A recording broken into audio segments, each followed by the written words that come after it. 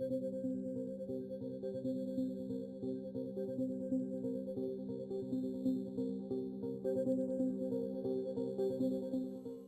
John Bennett, broadcasting from a cyber cafe in Kathmandu, Nepal. Tonight we have another weekly in the series of ACNS Hangouts. Tonight we have the pleasure of having Slaven Gojkovic. I call him the wonderkind of neurosurgical students from Croatia. He's a dedicated student that loves anything neurosurgical, including the dissection of rats' brains. And we are also joined by a few panelists. Let me introduce them before we turn it over to Slaven. Hello, Diana. Hi, my name is Diana Medina. I recently graduated with a master's in biomedical sciences, and I'm currently applying to medical school at the moment. Very good, Diana, and she's networking in the neurosurgical community. Okay, Pradeep, welcome. Could you please introduce yourself? Hey, hi, I'm software developer, as John told you. So I'm working in a software companies from last 5 to 7 years, and right now I have some thinking about my startup. So I'm here just to give the new interface to the neurologist.tv. So welcome all, and thanks. Very good, and we hope we might be working with Pradeep to produce an interface which will be very friendly for the viewer. Okay, Slaven, welcome, and it's all yours. Hello, welcome, esteemed panelists, and Dr. Bennett, thank you again for having me here on this amazing platform, which really is a kind of a weekly habit for us here. Today I have the privilege to present about the retrosigmoid approach, which is really one of the most, for me, one of the most spectacular approaches to the posterior fossa of the skull. And in order to do this, I will try to combine few materials to provide you really a sense of how this approach is done from all sides, let's say, and also to include some surgery. I promise it's not going to be long, and I hope you're going to enjoy it. So for the beginning, let me just say that the retrosigmoid approach, as we discussed previously in these Roton Hangouts, is part of the posterior approaches to the skull. That means, let me try to show you this better with screen share. I have a presentation here prepared for you. I don't know if you can see this image here. Yes, excellent. Okay, great. So what this picture wants to show is the posterior aspect. At the bottom of the screen, could you get rid of that little Hangouts to sharing of your course, screen? Yeah, perfect. Yeah. Thank you. Thank you. Okay, thank you, Dr. Bennett. So what you can see here is the posterior aspect of the skull, and it is intended to show you the region we are talking about today. So this is the occipital part of the skull. It is outlined by the lambdoid suture, as most of you know, and sagittal suture is seen up here, verging toward the vertex of the skull. And for now, we are just going to position our retrosigmoid approach according to the skull. We will need few landmarks for this, and first of them is this inferior nuchal line, as it's called. It's a transverse crest on the back of the occipital bone, and it basically goes from inion to inion. These are the signs, these are the landmarks on the skull, which are used by anthropologists as well as neurosurgeons and other neuroscientists. So basically, this is one of the most important landmarks. And just to show you, the retrosigmoid approach we will discuss today is positioned just around here. Okay, on either side. It can be smaller or greater, which is greatly determined by the extent of pathology. But this is kind of the image that you have to have in your mind as we proceed. So the most important first fact is that this is the posterior approach, and it is done through a retromastoid craniotomy. So this is the mastoid process behind your ear, behind and a bit lower from your ear. And this is one of the retromastoid craniotomies. So retrosigmoid approach is done after a retromastoid craniotomy, which is positioned here or here, respectively, on either lateral side. Let's go a bit behind, and as you recall from the last presentation I gave, this is the skull base viewed from the inside. You can appreciate the three cranial fossae as I discussed, and as we proceed, I think this nicely shows you where this approach is really held. So if this is the occipital bone, it's positioned and it goes through the very lateral side of the occipital bone. That means the side which is really far from the midline. Okay, the most lateral approach and a bit lower approach than this, I mean caudally positioned, is the far lateral and transcondylar approach. But today we are going to focus on the retrosigmoid approach, which can be seen here outlined by this arrow. Okay, this image you already saw.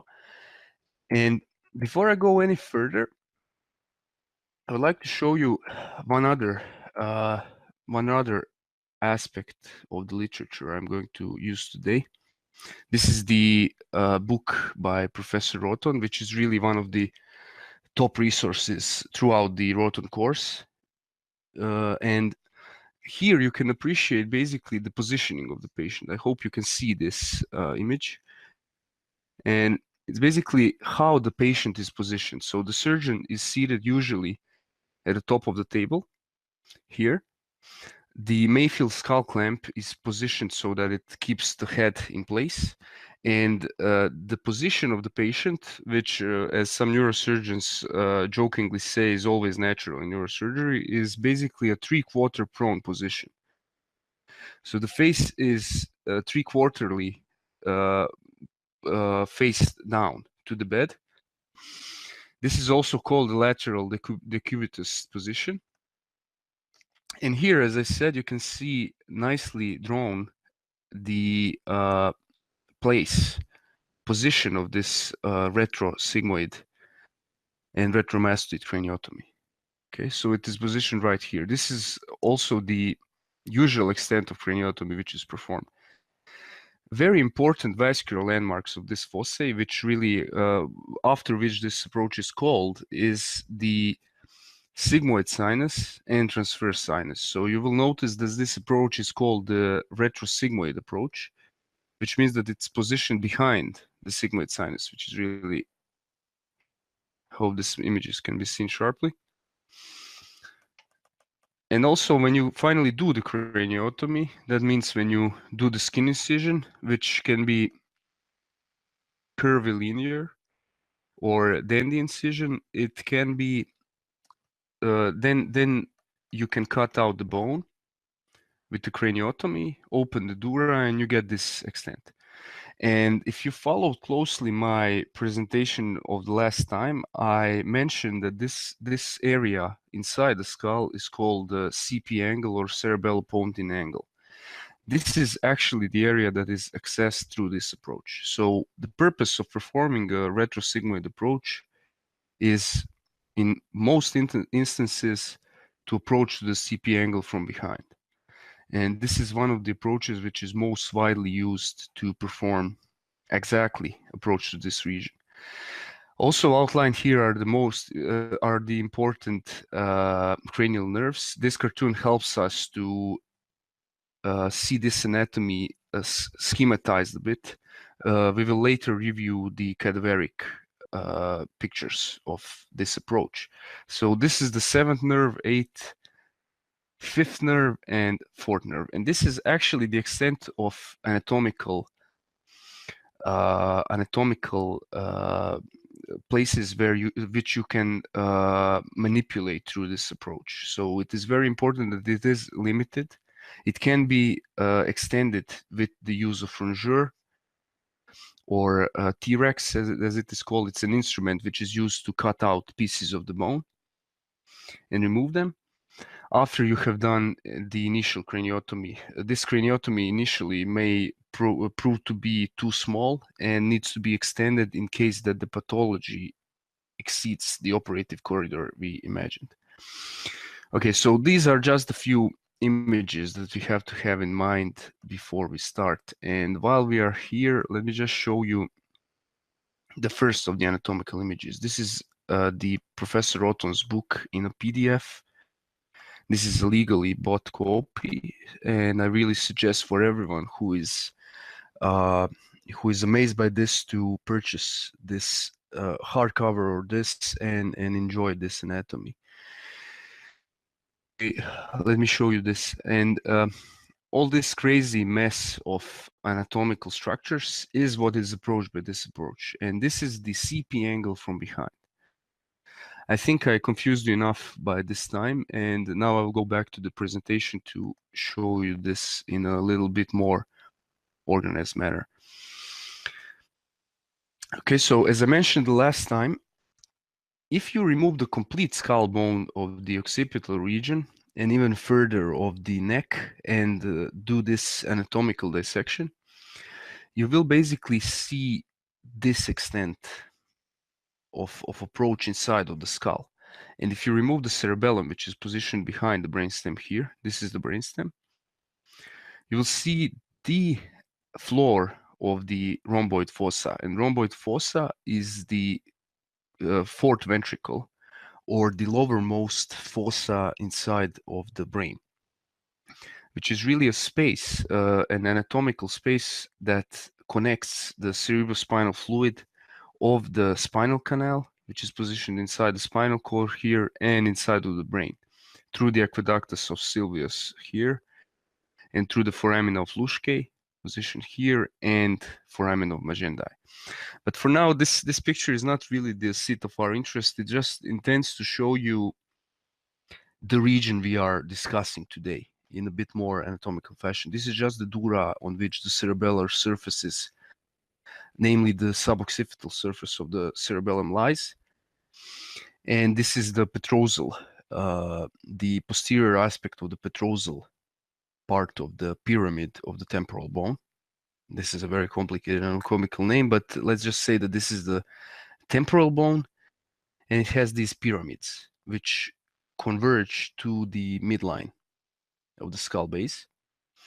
And these pyramids are actually have four faces. And if you observe, there is a posterior face of the pyramid which looks inside of this posterior fossa. So this is a 3D fossa. And in this fossa, the petrosal surface, or the anterior surface of the cerebellum, goes right here. It lies on this posterior aspect, and that's what I'm trying to discuss. So in order to approach our most valuable anatomical landmarks for this operation, and those are the 7th and 8th nerve, as well as the 5th nerve, and other anatomical places, we need to retract the cerebellum, which is usually positioned here or here, and then provide the exposure. Let me go a bit further. These are the arteries, as we discussed. So the vertebral artery is connecting the midline to form a basilar artery, and there are three arteries along with the basilar artery that supply the brainstem and cerebellum. And these are the basilar artery, pica, or posterior inferior cerebellar artery, ICA, or anterior inferior cerebellar artery, and SCA, or superior cerebellar artery. Here upwards is the PCA, that is the posterior cerebral artery, and it's part of the circle of Willis, which means that it supplies the cerebrum, or the large brain, as opposed to the small brain, which is positioned here. Okay, and now one of the most important images for our today discussion is exactly this. So as I mentioned, to position the retrosigmoid craniotomy, and this is the sigmoid sinus, as you can see here, because it curves like an S. That's why it's called the sigmoid sinus. To position it, we need to find the retrosigmoid region of the skull. Of course, in a patient, when you position him for surgery, you don't exactly have the X-ray vision, so you have to use some anatomical landmarks on the skin to be able to see this. And what's important here is the root of zygoma, which is here. Here goes the arcus of the zygomatic bone or arch, and here is the inion. So you basically just connect the line which connects the inion and the root of the zygoma into a transverse line or horizontal, and you have first of the two lines which really show you the where to position your skin incision and craniotomy. And basically this is the line which, if you see, if you look, if you imagine a line here, it really outlines the lower margin of the transverse sinus, and here it intersects with the sigmoid sinus. Okay, then you find the tip of the mastoid, which is here. It can be palpated under the skin, and follow the mastoid groove. And at the end of this mastoid groove, on the posterior aspect of the mastoid, which can be really palpated as well, you draw a perpendicular line here, and the place where it intersects with this horizontal line is really the place where the junction of the transverse and sigmoid sinus is positioned. So just to go again, the most important vessel or anatomical structure that you must not injure in this region are the sinuses, apart from others. So basically, and also to put in an approach which is called the retrosigmoid approach, you need to find under the skin where the sigmoid sinus, transverse sinus, and bones are located. So in order to do this, you draw a line which connects the arch of the zygoma and the inion, and then find the posterior line of the mastoid, pull a perpendicular line, and here you can see the junction of this. Your retrosigmoid craniotomy is really positioned right here. That is the retromastoid craniotomy, but retrosigmoid approach. So right here in the junction of the transverse and sigmoid sinus. It should go just approach these sinuses in order for them to be visible, but not go over them. Because if you go over them, then you will not be able to really operate in this field through a small opening. Neurosurgery is a minimal invasive discipline, so it's very important to place your approach accordingly in your craniotomy in order to dissect as little of anatomical structures as possible and to deviate the natural state of things as less as possible, as little as possible. Okay. And now just to repeat what we discussed the last time, the cerebrum or the small brain has three surfaces. This is the upper surface or the tentorial surface. It is called after the dural lining which covers the upper surface of the cerebellum, and it's called a tentorium cerebelli. It's named after a tent. So tentorium is like a little tent of the cerebellum. Okay, and here is the sagittal sinus in the midline, at the posterior part of the cerebellum. The structure in the middle of the cerebellum is called the vermis, and the lateral structures are called the hemispheres of the cerebellum.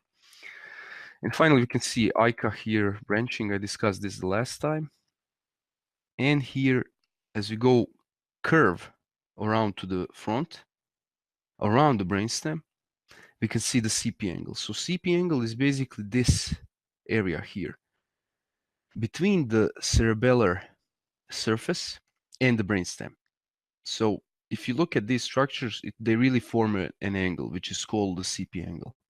And this is exactly the anatomical position we are trying to reach through the retrosigmoid approach. What you can also see in this image is that in order to approach these regions, you need to retract the hemisphere of the cerebellum. So like this to the midline. in order to come to this CP angle. So basically, you really retract, whether with your instruments or with the retractor, the cerebellar hemisphere through the craniotomy you made, and you approach the CP angle, and then you can do the surgery in these regions. Also, here is one of the most commonly, I wouldn't say most commonly, but one of the common procedures which are done through this approach, and this is the operation for trigeminal neuralgia. As I mentioned the last time, the SCA, which is a superior cerebellar artery, curves around the brainstem. Again, here through the mesencephalic fissure,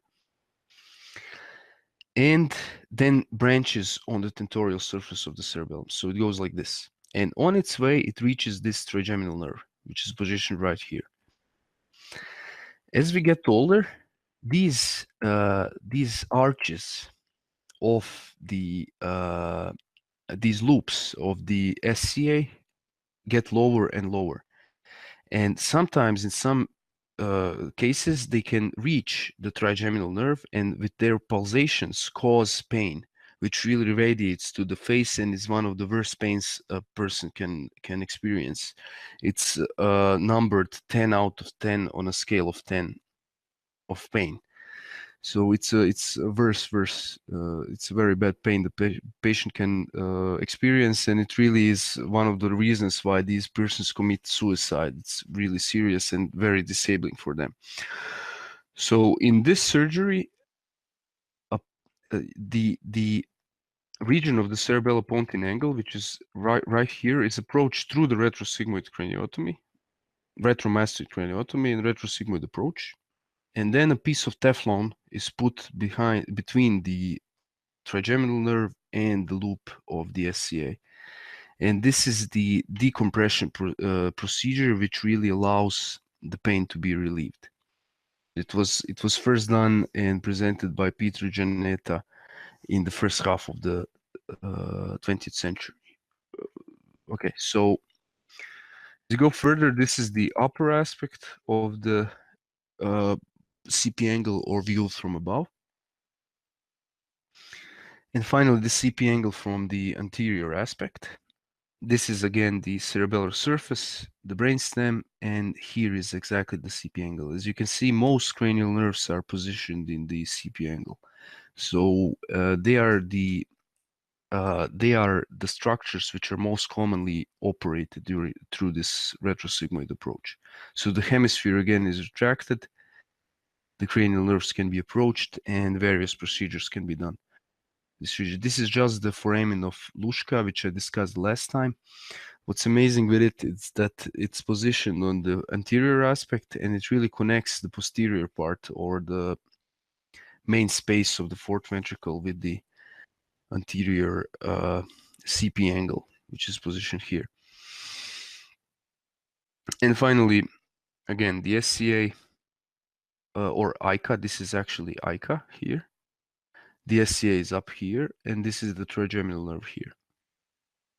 Trunks can obstruct the nerves. They can come in contact with them and impinge the nerve, which causes pain or other diseases. Actually, in this region, hemifacial spasm can occur. This is shown in further images, and I will mention this as we go on.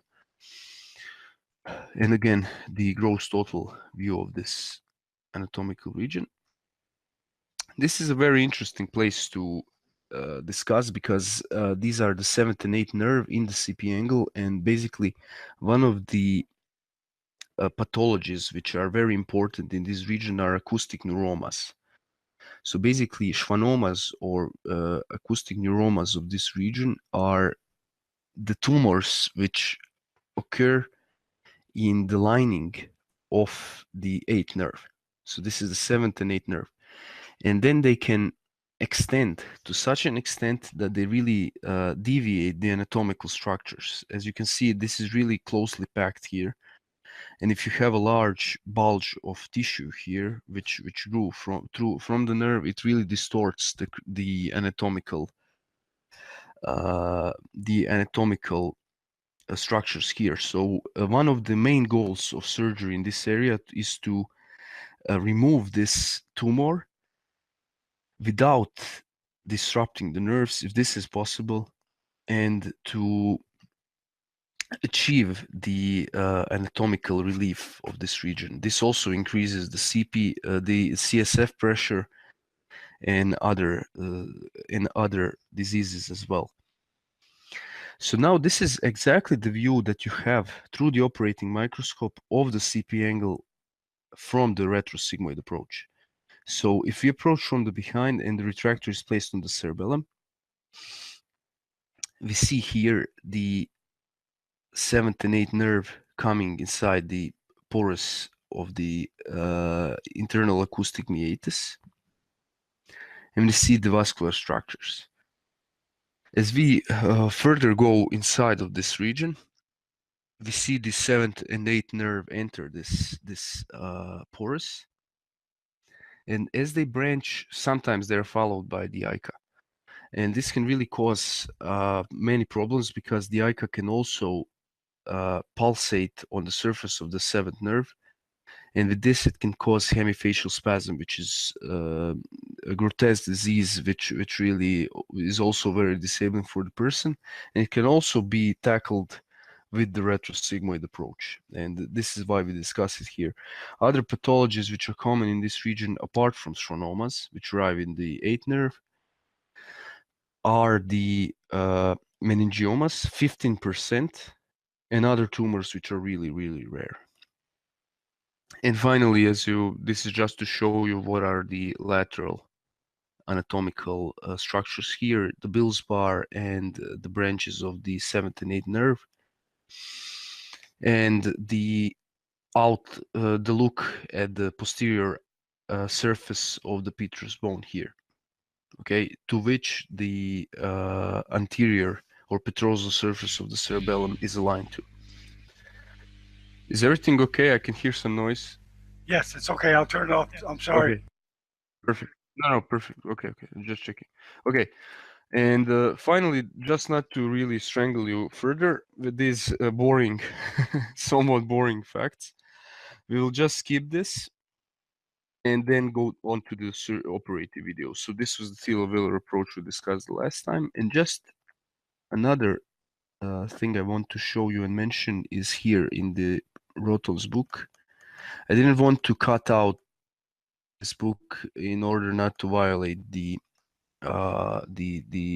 owner's rights of the work.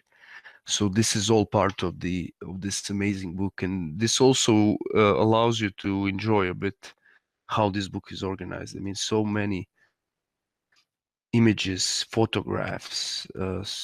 It's really amazing. But there is a specific image I want to show you just now, and it's basically the image which really is powerful. I think when we discuss the retrosigmoid approach, it's not this image, but it is connected with what I want to show you. As you see, the retractor here is placed in a specific position on the surface of the cerebellum. So it retracts the surface of the cerebellum to the midline and a bit upwards.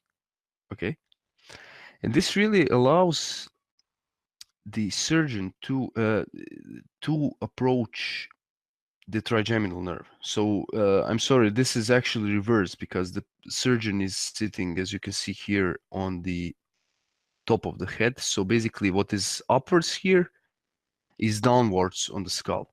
Okay, so you're looking at the patient's skull from here, and if you pull the cerebellum in this direction here, you will see the upper part of this CP angle.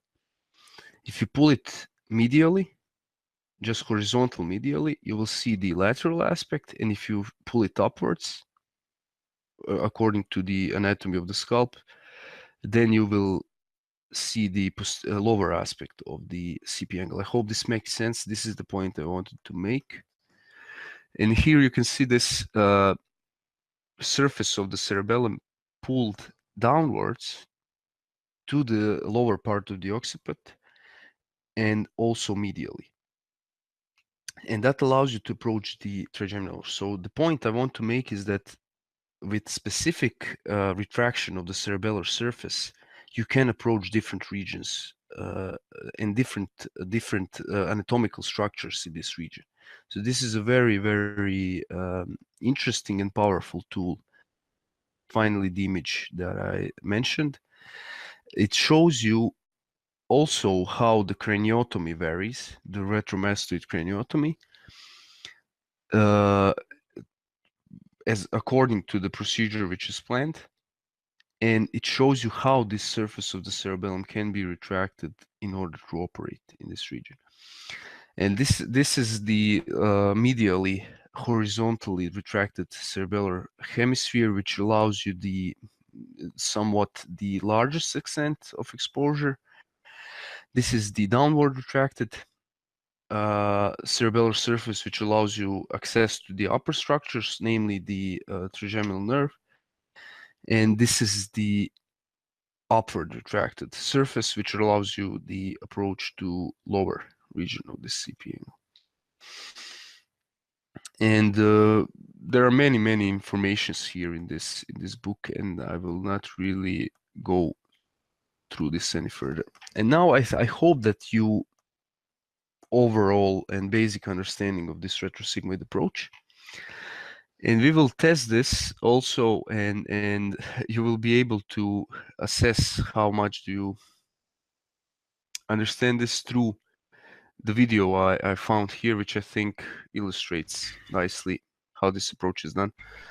Also, one more thing is that there are many videos on YouTube which you can use, but I personally chose a video from the ANS. It's all part of their channel, WANS Neurosurgery, and it's named Retrosigmoid Approach for Resection of Cerebellopontine Angle Meningioma. And now, as the video goes, here are the authors. Just a moment. Just to show them. So this is done by Lee Tan, Gerard Ahuja, and Woftakar, which are, and it's a really, I think, nice video. It's short and it shows you something. So this is the cerebellopontine angle anatomy. Again, we discussed this in detail. And also, as I mentioned, large amount of tumors is positioned in the CP angle, and most common are schwannomas and meningiomas. As we go on, let's proceed to the positioning. So this was the MRI right here of the patient. You can see that the patient has a meningioma or a tumor in this region of the left CP angle, which is also including the left trigeminal nerve here. And the approach that will be done is the left retromastoid craniotomy. And this region of the left CP angle will be approached to remove the tumor. This is how the patient is positioned. So this is the lateral decubitus position with the Mayfield skull clamp in place. And this is the curvilinear incision which is placed here. According to the landmarks, there are many variations to this incision that can be done, but this is, let's say, one of the more conventional ways to do the incision. Also, I would recommend, while we are here, the amazing videos on all the neurosurgical approaches by Professor Cohen Gadol, which are part of the Neurosurgical Operative Atlas. And it's really amazing to, if you want to go further into details of this approach, you can watch those videos. I think they have really great materials and are great to go into further discussion about this. And now let's proceed with this approach.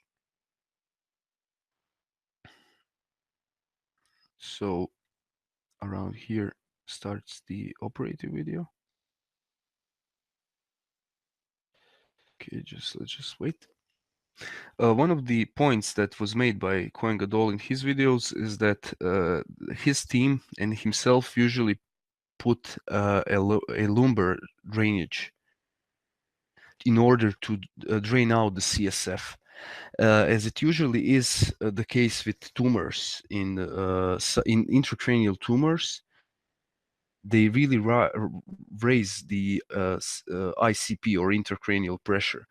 And if you drain some of the cerebrospinal fluid, it can help relieve this pressure, because one of the worst complications in any kind of intracranial surgery is increased ICP, which can really cause devastating effects, such as protruding of the brain through the opening of the dura and other really catastrophic events. So now here is how the incision is being done by scalpel. These are the outlines which are mentioned. So the horizontal line, and basically here the this vertical line, which shows the junction of the transverse and sigmoid sinus here. This is a rather small skin incision. And now when the bone is exposed, cautery is being done, and also the anatomical structures attached to the bone are detached. Burr hole is placed with a drill. Also, the saline is applied to clean the area, and suction is used to suction away the debris in the area. Then a craniotomy is applied in order to make the further dissection of the area, so to perform a craniotomy. Usually it's done, what is done here is the osteoplastic craniotomy. This means that the bone flap is intended to be replaced after the surgery, but right now sometimes it's ronsured out and this cannot be done. So in some cases where the craniotomy needs to be like this is the ronsure. In place where it needs to be extended, then it's really needed to, it needs to, you need to use some other methods of closure, such as metacrilates. So the blade is again used to open the dura and to relieve the intracranial pressure. This is the case without the lumbar drainage. And then the scissors are used to sharply dissect and open the dura. This is done under the microscope. CSF is now released, and suction is also used in order to remove this furtherly. So this is the view under the microscope. As you can see, it is magnified. And here is the posterior surface of the cerebellum, or the suboccipital surface. More precisely, the hemisphere. This is the left hemisphere. Okay. And then the dura is retracted with retraction sutures. A piece of cotton is placed on the cerebellum in order to retract it, as I mentioned. And as you can see, it is retracted now downwards in order to provide exposure of the so this is basically, I'm sorry, this is upwards in order to provide the exposure of the 9th, 10th, and 11th nerve, and also the pica. This can be modified during the surgery. Then flocculus and CN, cranial nerve 7 and 8 are visualized, which are in the middle part. And finally, as the dissection proceeds, the trigeminal nerve will also come in view. As you can see, it's a very tight anatomical area, and much care must be applied not to injure any of the nerves here or vessels. So the tumor is visualized. This is the tumor tissue. So you basically area until you visualize the mass that is not supposed to be here, and that's the tumor mass. It really is all around the nerves, as you can see, and it's really ugly looking in this region. So the tumor is cauterized its surface in order to be able to be removed, because tumors are usually kind of a gel-like appearance, and this allows them to be coagulated as well as to be more easily handled by the surgeon. When it comes to meningiomas, usually the 4D tactics is used. It means this is the tactic which applies cauterization and then handling of the tumor, and enables the surgeon to remove it without any further deficits. Dissecting tumor away. Okay, so now trigeminal nerve comes in view and tumor is dissected away from it. Again, what is used here is just a suction and a hook, and finally the bipolar end suction, which also allows you to coagulate and to handle the structures. This is sharp dissection here to resect some of the tumor adhesions.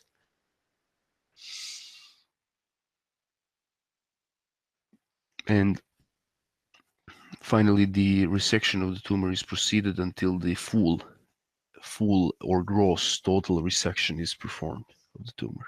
This is after surgery. As you can see, it's really here performed. We cannot observe any tumor tissue in the area. Finally, the closure is done with 4-0 sutures in this case, which I think is a good tactic. And these sutures adjust dural edges one to another. And finally, the bone flap is replaced with various plates here, which are metal plates and which hold this bone flap in position. And finally, the skin is stapled back or sutured back in standard fashion using the sharp sutures. And finally, this is the post-op result. As we can see from the prior surgery, there is no visible remains of tumor here in this area, and gross total resection is observed. So again, I use the WNS video, which I think is really good to help in this in these discussions we have. And now I will go back to the presentation. Let me just get off the screen share. Okay, everyone. So thank you for listening to this. I am now open for questions. I would like you to. I really hope that you really could understand what I talked about and all these anatomical descriptions. I tried to be as detailed as needed for you to get some overview and overlook of this approach, and also to be able to think about it and to understand how it's done, where it is positioned, and what is the purpose of performing this approach. So now I would like to please give any comments or questions that you have, and thank you again for your kind attendance. Okay, Slaven, excellent. You have a great future. That's why I call you the Wonderkin. I'm sure that Rakesh will agree with me. It's so important for a neurosurgeon to know his neuroanatomy, and I think you're doing the right thing at spending a lot of time with Rotan and the excellent videos by the ACNS, because it'll stand you in good stead later on when you're a neurosurgeon, where you continue to study neurosurgery. As Rakesh, I'm sure, will tell you, it's a lifelong study in neurosurgery, but it's such a basic tool of neurosurgery just to know it cold, because you're dealing with such vital structures. As you pointed out, those nerves, 9, 10, and 11, you're very close to them, and you've got to be very careful, and you have to know exactly where they are at all times. So just like I think Pradeep will agree with coding and computer programming, knowing HTML is basic to programming, and neuroanatomy is basic to neurosurgery. So any comments, Rakesh? Any comments, Rakesh? Yeah. Thank you, Dr. John. And very nice presentation, Slaven. I just joined in between, and I think I saw the video full, and the ANS video was very good, and it's the most common approach and the simple tumor you demonstrated each and every step. And this video will be actually in YouTube, and for everyone who is like wants to know about retrosigmoid approach, and the way you have uh, shown that video is very simple, and it's very good for the initial learner. So a very good presentation, and hope every Sunday there will be some this thing, and even if it is brief, it's okay, but we have to have every Sunday we have to have something like this. And together what you have introduced to today is a video associated with that, the most common approach, and ANS, the most standard ANS video. So it's better that you attach a video with your presentation. After your Roton presentation, you attach a video and explain the way you did today. A very good presentation. I hope the same thing continues every week. Thank you very much, Rakesh. It's really nice to see you here on the Thank you. panel. I'm so thankful for you because I mean I know that you're working and you are Yeah, I dealing came with from the real. hospital now. Yeah, so it's really a pleasure to have you here and Well, you know, something Slaven, I like have to agree with Rakesh. Having a guided tour of that video, you know, watching the video is really good, but having someone like you who knows the way around guiding you through that video, that makes it even more powerful, I think, Yes. as an educational tool. Wouldn't you say, Rakesh? Yes. So even if in your Roton courses where you do in Croatia, so it's better after your, because it becomes monotonous. After your Roton pictures, Mhm. you add a video, a simple video like this, not a complicated video, a simple video where the tumor is not extending much, it is in a simple place, and you show the nerves. So that will be better. That will be very good for immediately after your Roton presentation. Thank you very much, You Rakesh. know, Yeah, I think that Dr. Ho said the same thing, Slaven. Same Mhm. thing. He likes the way you do these neuroanatomy with combinations of video and pictures. thank you. Yeah, because I think it's really important to use all the available resources in order to capture the context or the idea which is presented. Because, you know, usually what I mind in some presentations that I observe is that they approach it from a specific angle. I mean, either they are full of text or something and they do not give you an overall perspective, and this is really what I try to do, and I'm really happy that you like this approach. I mean, with me explaining the video, because you have a narrator in the video, but usually these videos are done for neurosurgeons and people who are really have done these approaches dozens of times, hundreds of times, and basically they do not need any further leadership in this. So I think that this interactive approach of discussing what is really already out there, and these are the context, this is the content that can be easily accessed from everywhere, can allow people to understand it better. Because one of my primary goals with this Roton is to make neurosurgery understandable for people, as I try to make it understandable for myself and for the colleagues here.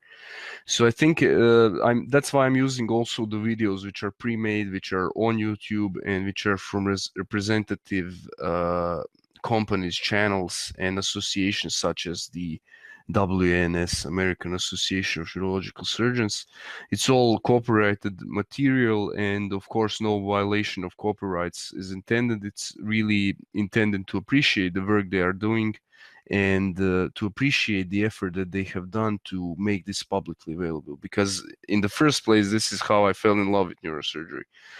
Being able to access these videos and really to want to shape my future towards neurosurgery, and in neurosurgery was a product of these very kind efforts from professionals, including the WANS, and that's why I choose to present their videos here, because as trying to pay back a bit my appreciation for what the influence they had on myself, and that's really what I would like to do.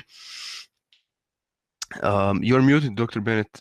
I just wanted to notice. We just got a note from Ike Charian. He just got out of the OR, and he just took out a fibrous pit a fibrous pit, seen the basilar and all the cavernous anatomy. So, Oh. I don't know what he means, fibrous Mhm. pit. Do you know what he means by that, Fibrous pit. Rakesh? Well, Fibrous, what is that fibrous pit? No. Fibrous? Come again? Fibrous pit. I don't know what that Mm, means. Maybe me neither. maybe No. it's pituitary. Maybe we'll ask. pituitary, probably, right? Fibrous pituitary Oh tumor. yeah. Maybe pituitary, something like that. If he didn't write the whole word, but it's. I mean, there is not such structure in pathology, at least known. So it's kind of something that is. Yeah, but I mean, Dr. Cherin, it's really amazing to have people in our community here which are really doing surgeries Well, as we talk. he's part of the network, and he may be watching now. And if you are, right, hello, Diana. Visit. Any comments or questions for Slaven? Yeah, I'm here. Diane? No questions because the information was a little bit abstract. So I was kind of just following along. But I do appreciate the presentation because it was easy to follow along and kind of look at the structures in depth and in detail as you were describing them. So thanks for the presentation, Slaven.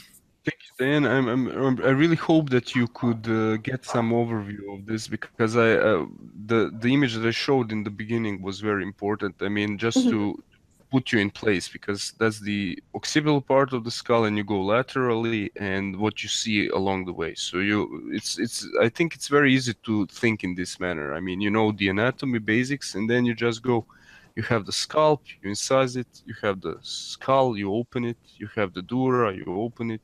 You have the cerebellum, you retract it, and you have the nerves and the tumor. Boom. That's it. I mean, it's very simple, Yes. and usually everybody needs to use crutches on the way and to help, and that was my intent. So I really appreciate your feedback because I know it's very hard to combine the most diverse complexities and the simplest of things, but I tried. I at least tried so, and that's why I really wanted to emphasize this comment section and discussion section because it helps me to address your questions and to help you in better understanding this. So thank you. I hope that you really could. That for now you will be acquainted with the retrosigmoid approach and I mean how this is done because it's really one of the major topics in this area. Well, if you know how to do this approach, it really allows you to think about many of pathologies in a neurosurgical perspective. Please, Dr. This Bennett. is directed at both Diana and Slaven, who have a career in neurosurgery in mind.